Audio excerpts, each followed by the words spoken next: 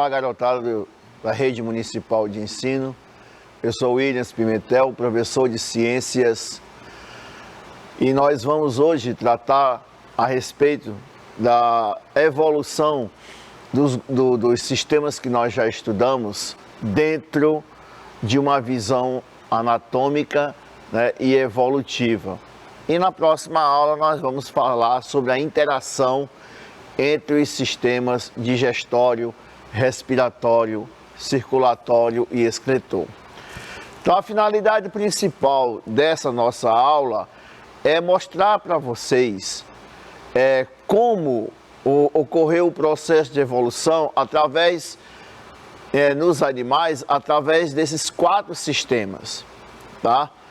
Nós veremos que alguns animais mais primitivos, mais simples, eles não apresentam alguma dessas estruturas relacionadas à digestão, à respiração, à circulação e excreção.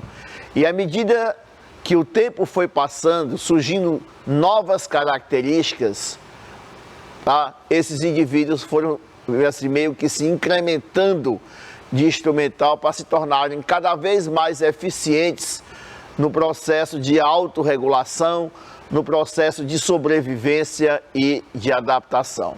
Tá ok? Então vamos começar. Eu peguei como base, certo, para nosso estudo, os principais filos animais, observando principalmente esses 4 sistemas. O grupo animal mais simples, mais primitivo e, portanto, mais antigo, é o filo dos porífera. Os poríferos, também conhecidos como esponjas do mar, apesar de existir espécies de água doce, esses animais foram os primeiros que surgiram aqui na Terra, no ambiente aquático, e que são seres extremamente rudimentares. Eles tiveram uma evolução toda particular, porque apesar da simplicidade estrutural, eles conseguiram se adaptar muito bem até hoje, até os dias de hoje. Então, se você for analisar essas funções dentro do corpo desses animais, você vai perceber a incrível simplicidade que esses indivíduos apresentam. Então, vejamos aqui, ó. Vou pegar aqui uma canetinha. Bom, primeiro, a digestão. Esses animais, apesar de terem o corpo com uma cavidade interna, eles só apresentam digestão intracelular. E o que seria essa digestão intracelular? É uma digestão que acontece graças à presença de organelas no interior do citoplasma das suas células. Então não há digestão como nós temos dentro de uma cavidade, dentro de um tubo digestivo. Então, como vocês podem ver aqui nessa imagem esquemática, você tem aqui as estruturas básicas do corpo desse animal, que são os poros, por onde entra a água, trazendo o alimento e os gases necessários para sobreviver. Essa água, ela circula aqui dentro dessa cavidade chamada de espongiocele ou átrio, e o movimento flagelar dessas células que formam a parede interna do corpo desses animais faz com que os nutrientes sejam lançados para a parede do corpo do animal, que são então capturados por essas células chamadas de coanócitos, que levam para o interior do seu citoplasma e, por ação de lisossomos, que faz a digestão intracelular, eles quebram os nutrientes, tiram o que é necessário, e o que não é necessário, os resíduos, é eliminado para fora do corpo dessas células. Não se fala em digestão extracelular. A respiração, a circulação e a excreção, como vocês podem observar, devido à simplicidade estrutural desses animais, não há nenhuma estrutura, célula, tecido, órgão ou sistema relacionado especificamente com essas funções. É meio que cada um por si, tá? Cada célula é responsável pelas trocas gasosas, né, por captura de nutrientes que circulam no corpo do animal e também pela eliminação das toxinas resultantes do seu metabolismo, ok? Então vamos ver o que foi que a natureza nos trouxe de novidade. Já o filo Cnidaria, que é representado pelas hidras, representado pelas águas vivas, né, que são animais belíssimos. Nós temos também os corais, a nossa caravela portuguesa, que é muito comum aqui no nosso litoral. Esses animais já trazem uma novidade adaptativa. Além da digestão intracelular, que aliás é comum a todos os animais, apresenta também uma digestão extracelular. A cavidade interna do corpo desses animais, aí sim você pode falar em cavidade digestiva, porque eles têm a digestão nesse tubo digestivo, que é chamado de cavidade gastrovascular, e o material parcialmente digerido termina a sua digestão dentro das células. No entanto, apesar de apresentarem um tubo digestivo, o tubo digestivo desses animais é incompleto. O único orifício que existe é a boca. Então fica aquele negócio assim meio que nojento, né? A comida entra pela boca e o material não digerido, entre aspas, fezes, também sai pela boca. Tá ok? Agora, com relação à respiração, à circulação e à excreção, também não existem estruturas especializadas para fazer isso. Então, à semelhança dos poríferos, cada célula é responsável pelas suas trocas gasosas, por capturar os nutrientes necessários que circulam no corpo do animal e também pela eliminação de suas toxinas. Mas já tem um incremento novo, já tem um sistema digestório, certo? Olha como a coisa ela evolui complexamente, né, de forma bastante interessante. Aí vem o filo dos platelmintos, o filo dos vermes achatados, representado pela planária, que é esse modelo das imagens que eu coloquei aí para vocês, tá? É representado por alguns grupos de parasitas, como é o caso da tênia, como é o caso do esquistossomo, tá ok? Da fascíola, que são parasitas humanos, inclusive. Esses animais, a exemplo dos cnidários, também têm digestão intra e extracelular, eles têm uma cavidade digestiva, mas o trato digestivo ainda se mantém incompleto. O único orifício que os animais têm no tubo digestivo é a boca, tá? O sistema, a respiração e a circulação no corpo desses animais também não existe estruturas especializadas, tá? O material que é digerido, me acompanha aqui no sistema digestório deles. Eles têm um tubo digestório ramificado que se distribui por todo o corpo do animal.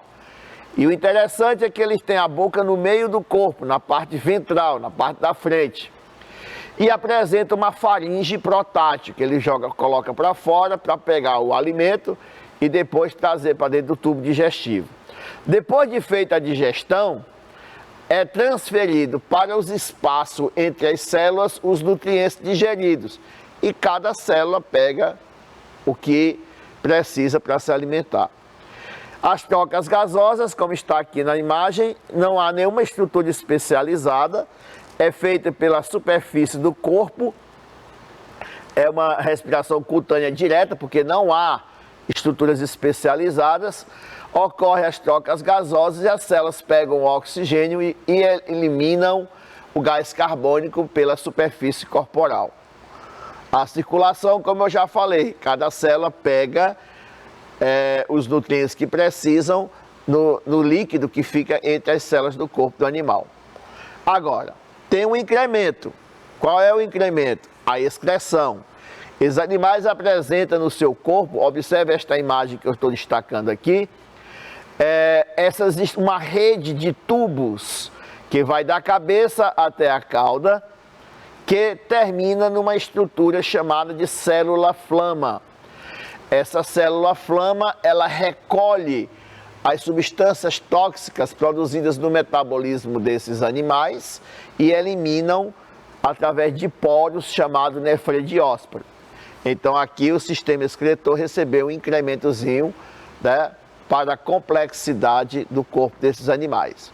Vamos lá, continuando. Seguindo a evolução, nós temos o filonematoda, que tem, ao contrário do que muita gente pensa, a maioria das espécies são de vida livre. Mas há muitos parasitas, inclusive parasitas humanos, como a lombriga, a ancilóstoma, né? a filária, que causa filariose, etc. Inclusive a lombriga é o nosso modelinho aqui. Esse filo, se a gente for observar, já há mais novidades evolutivas. A digestão é intra e extracelular, o tubo digestivo, olha só, é completo. Então aqui o alimento tem mão única, não tem mais aquela história de entrar pela boca, ser digerido e o que não for digerido sair pela boca. Então você observar essa imagem aqui, você tem aqui a boca, né? Você tem aqui uma placa retrátil, que geralmente os parasitas usam para lacerar a parede do corpo da gente. Aqui nós temos a faringe, o intestino e observem, e um ânus, por onde é eliminado, vamos dizer assim, as fezes. Tá certo? Então o alimento tem mão única, tá? É um dos incrementos que eles trazem.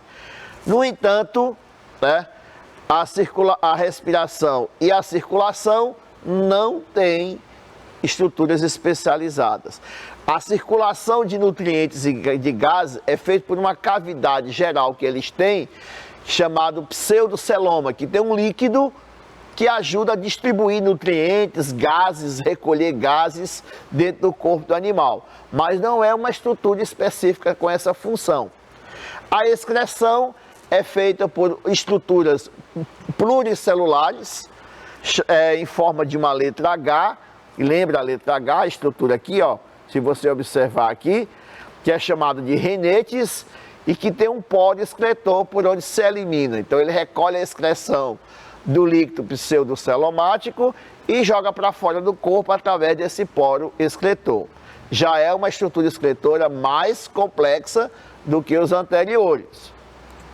Seguindo a nossa história evolutiva, o filoanélida, que apresenta representantes bem conhecidos da gente, como é o caso, por exemplo, da minhoca, né, que tem uma função ecológica muito importante, tem a famosa sanguessuga, né, quem gosta de assistir filme de guerra deve ter visto atores com ela grudada no corpo, e tem também alguns pouco conhecidos, como é o caso do nerês. Mas vamos lá. Esses animais também apresentam digestão intra e extracelular. O trato digestivo é completo, com boca, tubo digestivo e ânus. Aliás, no caso da minhoca, bem complexo, né? Aqui tem uma boca, segue uma faringe, tem um papo, tem moelha, tem o estômago químico, tem intestino e tudo mais. E o ânus no final do corpo do animal. Tá? Há uma complexidade maior. A respiração, já vem um dado evolutivo muito importante. Ela é cutânea, mas ela não é feita da mesma forma que nos outros grupos. Existe uma especialização na superfície do corpo para que isso aconteça. Porque esses animais já têm uma vascularização, eles têm vaso sanguíneo. Então, na pele desses animais, que só tem uma camadinha, ela se mantém sempre úmida por causa de glândulas mucosas e uma rede de vasos que fica lá embaixo, para fazer o quê? As trocas gasosas, tá ok? Então já tem uma respiração, uma estrutura cutânea para respiração. A circulação, esses animais apresentam um sistema circulatório. É o primeiro dado evolutivo importante que se pode perceber com relação à circulação. E é fechado. Tá? O que é que significa isso? O fluido, no caso chamamos de sangue, ele só circula dentro da rede de vasos sanguíneos. Ele não extrapola sobre os tecidos. Tá ok? E os pigmentos respiratórios, eles são dissolvidos no plasma sanguíneo. Quanto à excreção, é feito por estruturas bem complexas, chamadas de metanefrídeos. E o interessante é que, como o corpo desses animais é segmentado, existe um par de nefrídeo, né, 2 nefrídeos em cada segmento, que recolhe a excreção nitrogenada do celoma, né, do líquido celomático. Os animais já têm celoma, já é um pouco mais complexo, e joga para fora do corpo do animal. O filo molusca, né? Para quem gosta de se alimentar de frutos do mar, né? Nós temos a ostra, o mexilhão, né? Nós temos outros representantes, como é o caso, por exemplo, do caracol, do caramujo, da lula, do polvo, da lesma, né? Que muita gente tem nojo, morre de medo. Esses animais representam esse grupo molusco, né? Que a maioria deles apresenta uma estrutura externa, que chamamos de concha. Também apresentam digestão intra e extracelular, tubo digestório completo, observem aqui, a boca com uma estrutura chamada de rádula, que é usado para raspar o alimento, né, ou trazer o alimento para dentro do corpo do animal. Aí segue faringe, estômago, uma glândula digestiva chamada hepatopâncreas, aí segue o intestino e o ânus, que fica na cavidade do manto ou cavidade palial, tá ok? Então tudo certinho. Esses animais apresentam circulação aberta. O que é que significa isso? Eles têm coração, eles têm vaso sanguíneo, tá aqui o coração do bicho, ó, e aqui os vasos sanguíneos. No entanto, não há uma continuidade desses vasos.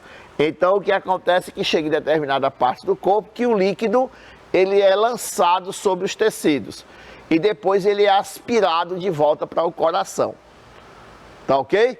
Então a circulação dele existe, mas é menos complexa do que a dos anelídeos, que é fechada. Nesse grupo só tem uma classe que apresenta circulação fechada, que é a dos cefalópodes. Cefalópode é representado pelo polvo, pela lula, certo? Pelos náutilos, sépias e etc.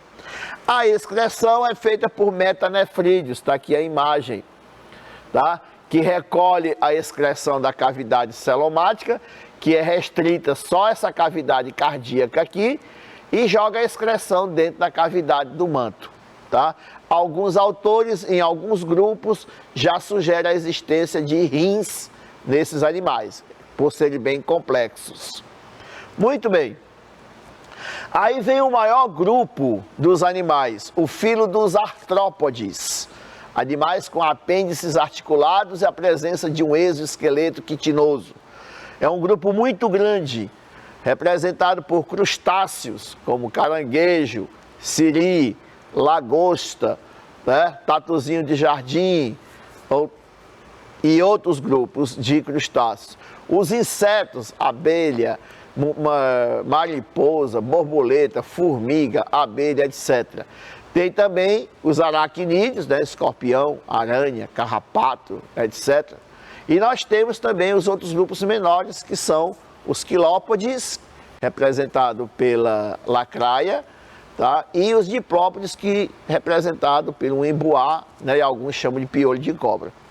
O tubo digestivo desses animais segue a regra, né, intra e extracelular.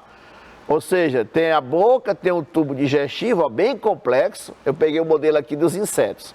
Faringe, esôfago, tem um papo, tem um proventrículo, né? Tem o estômago, esse seco gástrico libera enzimas para digestão, né? Tem o intestino, o reto e o ânus, tá ok? As aranhas, elas têm ainda um incremento, que é a digestão extracorporal. Esses animais, por não apresentar a mandíbula, eles lançam suas toxinas, que têm enzimas digestivas no corpo do animal, seu veneno, vamos chamar assim, e esse veneno digere o corpo da presa e a aranha depois ela suga uma espécie de pasta parcialmente digerida e termina a sua digestão dentro do corpo. Então a digestão começa fora do corpo, tá? O tubo digestivo é completo, como eu já mostrei aí na imagem para vocês.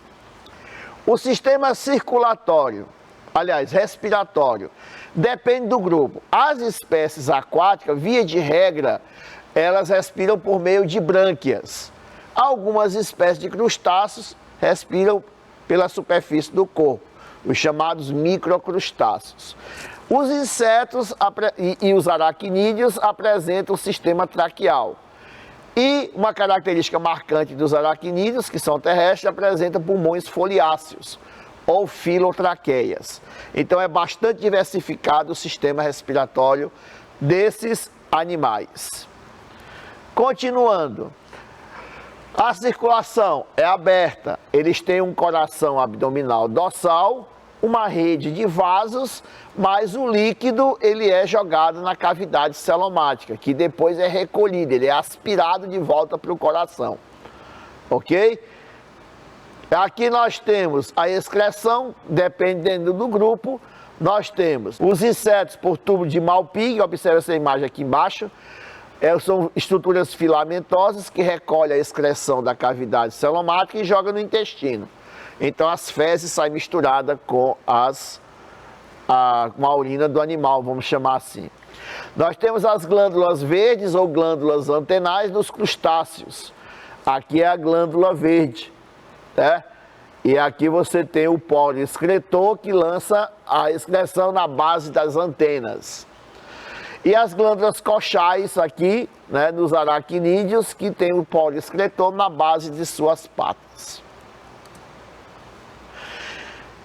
O filo equinodermata é o filo, né, que os adultos estruturalmente são muito rudimentares, o que leva à desconfiança de muita gente se eles estão ou não realmente na posição evolutiva que eles se encontram, mas estão, porque o critério mais importante utilizado são as características do embrião e não do adulto. Então eles têm sistema digestório, tá, completo, à exceção do alfiuro, né, ou serpente do mar, que não tem ânus, mas o restante todos têm boca, como vocês podem perceber aqui, né, tem um tubo digestivo e o ânus no dorso, né, para cima. O sistema respiratório é feito por brânquias, que em alguns grupos, como o pepino do mar, é chamado de árvore respiratória, devido à sua estrutura ramificada, como está aqui embaixo. Né? E essa respiração, as trocas gasosas, ela é auxiliada por essa expansão da epiderme do animal, chamada de pápula. Ok? A circulação, eles não têm um órgão circulatório, não tem uma estrutura circulatória. A circulação é feita de nutrientes, de gases, é feita de que maneira? É feita pelo líquido celomático e também pela rede de um sistema exclusivo desses animais, chamado de sistema ambulacrário. Tá ok? A excreção, por falta de um sistema excretor, as brânquias também acabam exercendo, além da função respiratória, a função excretora e auxiliada também pelo sistema ambulacrário, que primitivamente é feito para a locomoção do animal, tá certo? E aqui, minha gente, nós temos o último filo, que é o chamado filo dos cordados. O filo cordata não é o maior, né? Mas ele tem uma diversidade muito grande e nós temos um carinho muito especial por ele, porque é o nosso filo a qual os seres humanos estão incluídos. Tá ok? Então o sistema digestório é completo, tem digestão intracelular, tem digestão extracelular. Nós temos aqui na imagem, né, uma representação de um anfíoxo, que é classificado como protocordado, que tem uma boca, né, tem o tubo digestivo e o ânus. Desses animais a digestão é bem interessante, né? As fendas branquiais, ela apresenta uma estrutura chamada de endócito, que captura as estruturas, as partículas alimentares que vêm junto com a água. Então os animais são filtradores, certo? Grudam as partículas nele e essas partículas são lançadas para dentro do tubo digestivo.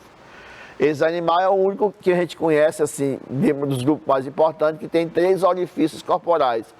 A boca, o ânus, no tubo digestivo, e tem o atrióparo, que é por onde sai a água do corpo desses animais, já que eles são animais filtradores.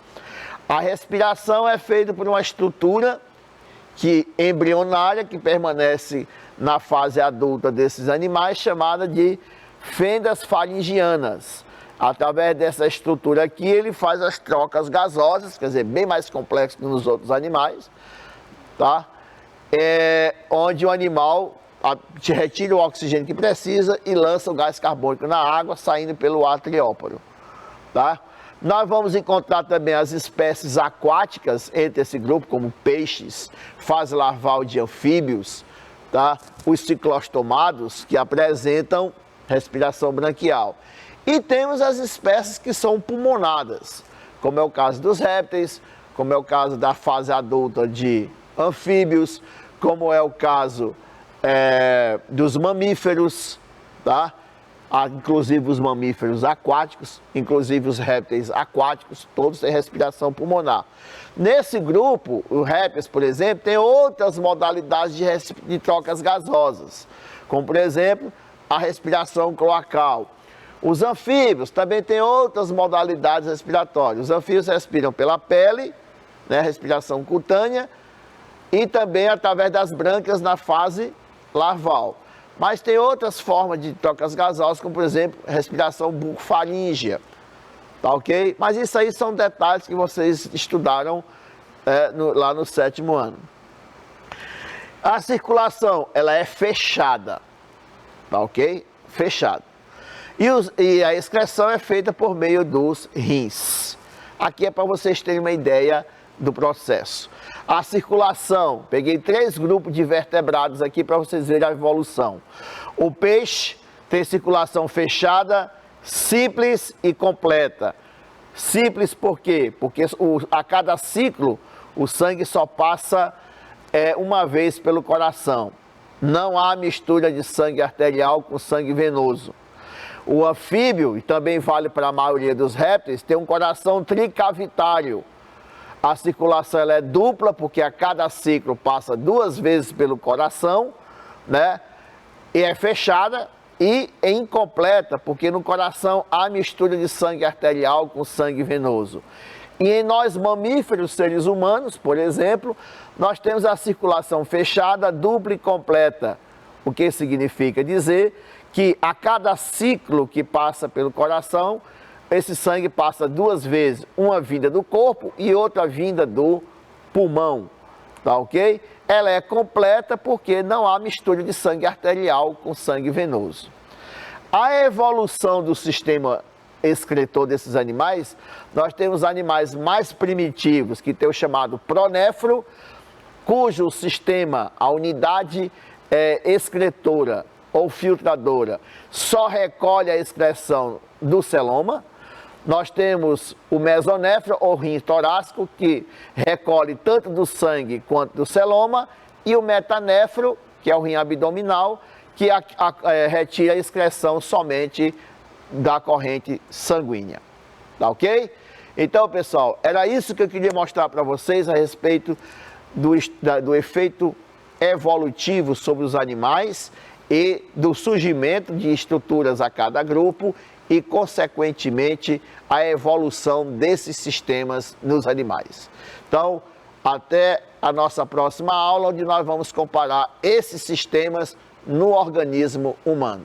Um grande abraço, um beijo no coração e até a próxima.